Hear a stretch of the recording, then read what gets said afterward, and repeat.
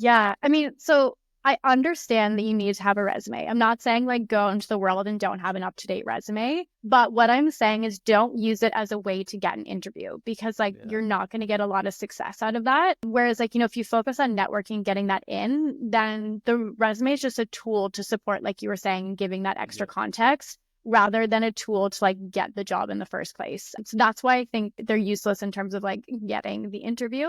And the reason being, and I think, it's really a product of how the job market is shifting. Like, Mm. as we've seen over the last couple of years, there's a lot of folks looking for jobs. There's a Yeah. lot of people laid off. And, even myself, when we post a new position, we can get like 200 applications in a short period of time.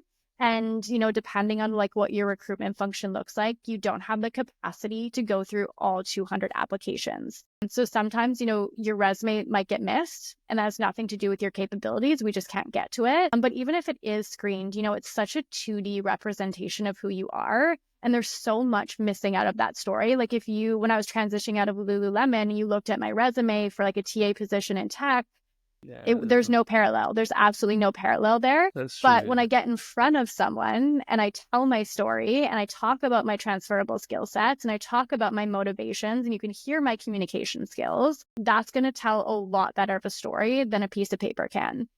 So that's why like I absolutely hate resumes. And Mm. I think it also opens up to so much bias. Like at the end of the day, we all have bias. Like I have it too. I find when I'm screening resumes, I have to recognize that, but there's a Mm. lot of folks that don't. Yeah, And that's I true. think, it really opens you up to being rejected through a bias and nothing to do with like your actual skill set as well. So that's why I'm super passionate about like networking over resumes. And when I look at like the future of the job search market and even like candidates who come through my process, like a lot of the times it's through like introductions and networking. I always look at their LinkedIn page. So, even Yeah, if you that's submit a true. resume, and I don't understand something in your resume, I would go right to your LinkedIn page. So if you invest in like that personal branding, if you invest in like posting, if you invest in like making those connections, I'm a lot more likely to invite you to that first step because I can actually like tell a little bit more of your background from your personal branding that I might not be able to get from your resume.